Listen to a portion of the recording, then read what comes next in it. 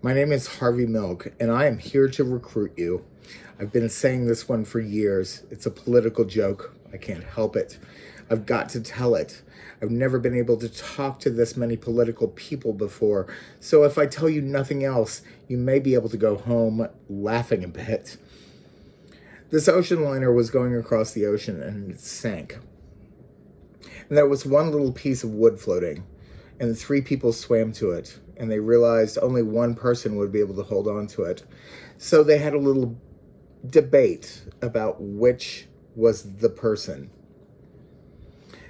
It so happened that the three people were the Pope, the President, and Mayor Daley. The Pope said he was the titular head of one of the greatest religions of the world, and he was spiritual advisor to many, many millions, and went on and pontificated and thought it was a good argument. The president said he was the leader of the largest and most powerful nation of the world.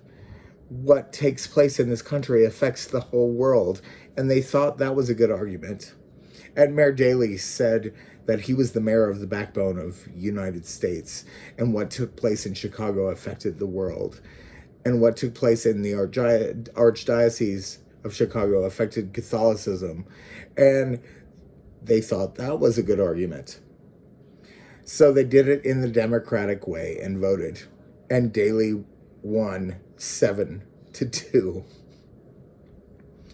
About 6 months ago, Anita Bryant, in her Speaking to God, said that the drought in California was because of the gay people.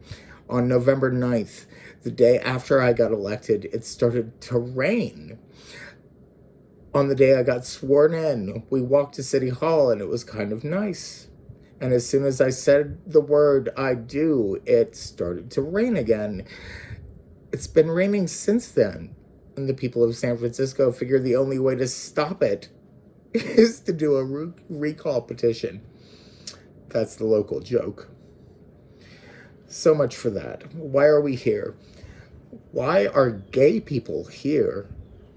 And what's happening? What's happening to me is the antithesis of what you read about in the papers and what you hear about on the radio. You hear about and read about this movement to the right, that we must band together and fight back this movement to the right. And I'm here to go ahead and say that what you hear and read is what they want you to think, because it's not happening. The major media in this country has talked about the movement to the right, so the legislatures think that there is indeed a movement to the right, and that Congress and the legislatures and the city council will start to move to the right, and the way the major media want them. So they keep on talking about this move to the right. So let's look at 1977 and see if there was indeed a movement to the right. In 1977, gay people had their rights taken away from them in Miami. But you must remember that in the week before Miami and the week after that, the word homosexual or gay appeared in every single newspaper in this nation in articles both pro and con.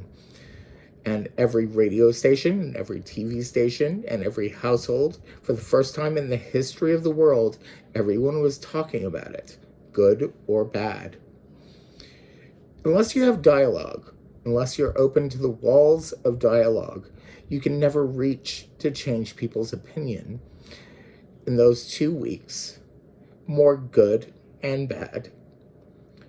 But more about the word homosexual and gay was written than probably in the history of mankind.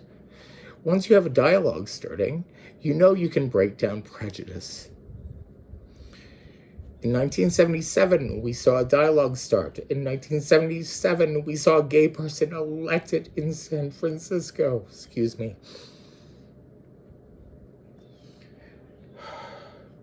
In 1977, we saw the state of Mississippi decriminalize marijuana. What happened to that? Sorry, that was me, not Harvey. In 1977, we saw the Convention of Conventions in Houston And I want to know where the movement to the right was happening. What that is a record of what happened last year. What we must do to make sure that 1978 continues the movement that is really happening and that the media don't want you to know about. That is the movement to the left. It is up to the CDC to put the pressures on Sacramento, but to break down the walls and barriers so movement to the left continues and progress continues in the nation. We have before us, coming up, several issues we must speak on. Probably the most important issue outside the Briggs, which we will come to. But we do know what will take place this June. We know that there's an issue on the ballot called Jarvis-Gann. We hear the taxpayers talk about it on both sides. But what you don't hear is that it's probably the most racist issue on the ballot in a long time. In the city and county of San Francisco, if it passes and we indeed have to lay off people, who will they be? The last in and the first in, and who are the last in but the minorities? Jarvis-Gann is a racist issue. We must address that issue. We must not talk away from it. We must not allow them to talk about the money it's going to save, because look at who's going to save money and look who's going to get hurt. We also have another issue that we have started in some of the North counties, and I hope in some of the South counties it continues. In San Francisco, elections asking, at least we hope to ask, that the U.S. government put pressure on the closing of the South African consulate. That must happen. There's a major difference between an embassy in Washington, which is a diplomatic bureau, and a consulate in major cities.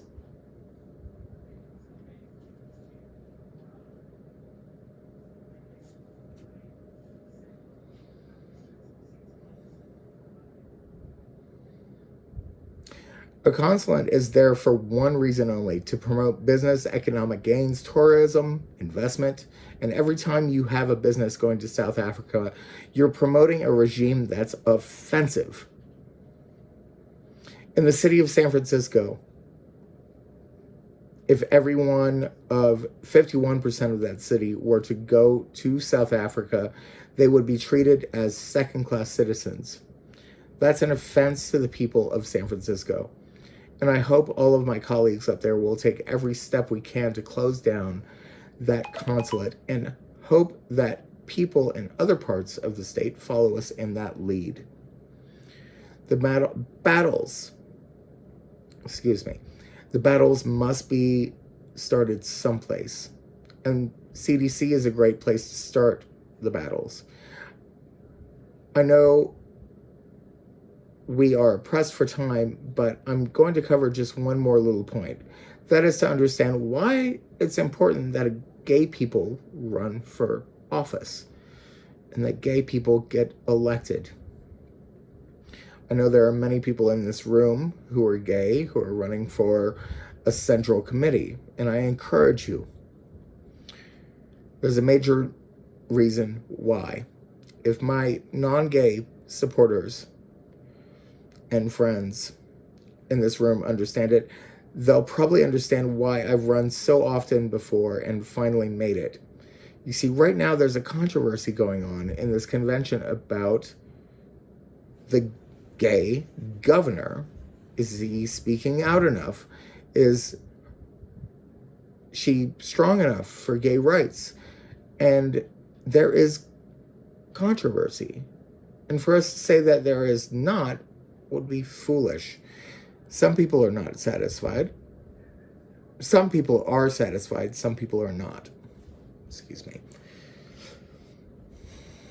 You see, there's a major difference, and it remains a vital difference between a friend and a gay person. a friend in office and a friend,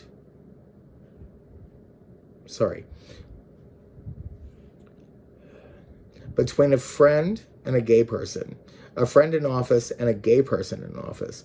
Gay people have been slandered nationwide. We've been tarred and we've been brushed with the picture of pornography. In Dade County, we were accused of child molestation. It's not enough anymore to just have friends represent us, no matter how good that friend may be. The Black community made up its mind to do this a long time ago. The myths against Blacks can only be dispelled by electing Black leaders, so the Black community could be judged by its leaders and not by the myths or Black criminals. The Spanish community, likewise, must not be judged by Latin criminals or myths. The Asian community must not be judged by Asian criminals or myths. The Italian community must not be judged by the mafia myths. And the time has come when the gay community must not be judged for our criminals and our myths. Like every other group, we must be judged by our leaders and by those who are themselves gay, those who are visible. For invisible, we remain in limbo. A myth. A person with no parents, no brothers, no sisters, no friends who are straight, no important positions in employment. A tenth of the nation's supposedly composed of stereotypes and would-be seducers of children. And no offense meant to those stereotypes, but today the Black community is not judged by its friends, by its Black legislators and leaders. And we must give people the chance to judge us by our leaders and our legislators. A gay person in office can often set a tone, can command respect, not only from the larger community, but from the young people in our own community who need both examples and hope. The first gay people we elect must be strong. They must not be content to sit in the back of the bus. They must not be content to accept pabulum. They must be above wheeling and They must be above wheeling and dealing. They must be, for the good of us all, independent, unbought. The anger and frustrations that some of us feel because we are misunderstood. And friends can't feel that anger and frustration. They can sense it in us, but they can't feel it. Because a friend has never gone through what is known as coming out. I will never forget what it was like coming out and having nobody to look up toward. I remember the lack of hope, and our friends can't fulfill it. I can't forget the looks on faces of people who have lost hope, be they gay, be they seniors, be they Blacks looking for an almost impossible job, be they Latins trying to explain their problems and aspirations in a tongue that's foreign to them. I personally will never forget people are more important than buildings. I use the word I because I am proud. I stand here tonight in front of my gay sisters, brothers, and friends because I'm proud of you. I think it's time we have many legislators who are gay and proud of that fact and do not remain in the closet. I think a gay person up front will not walk away a responsibility and be afraid of being tossed out of office. After Dade County, I walked among the angry and frustrated night after night, and I looked at their faces. And in San Francisco, 3 days before Gay Pride, a person was killed just because he was gay. And that night, I walked among the sad and frustrated at a city hall in San Francisco, and later that night, as they lit candles on Castro Street and stood in silence, reaching out for some symbolic thing that would give them hope. These were strong people whose faces I knew from the shop, the streets, meetings, and people who I never saw before, but I knew. They were strong, but even they needed hope. And the young gay people of Altoona, Pennsylvania's, and the Richmond, Minnesota's, who are coming out and hear Anita Bryant on television and her story, the only thing they have to look forward to is hope. And you have to give them hope.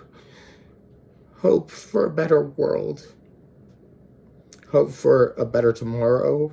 Hope for a better place to come to if the pressures at home are too great. Hope that it will be all right. Without hope, not only are the gays, but the blacks, the seniors, the handicapped, the us's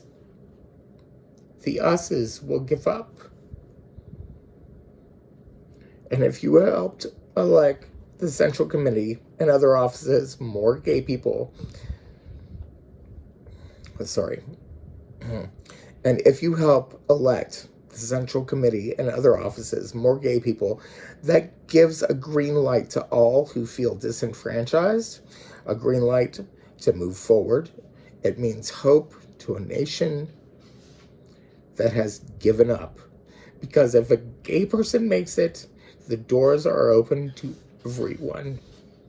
So if there's a message I have to give, it is that I have found one overriding thing about my personal election. It's the fact that if a gay person can be elected, it's a green light.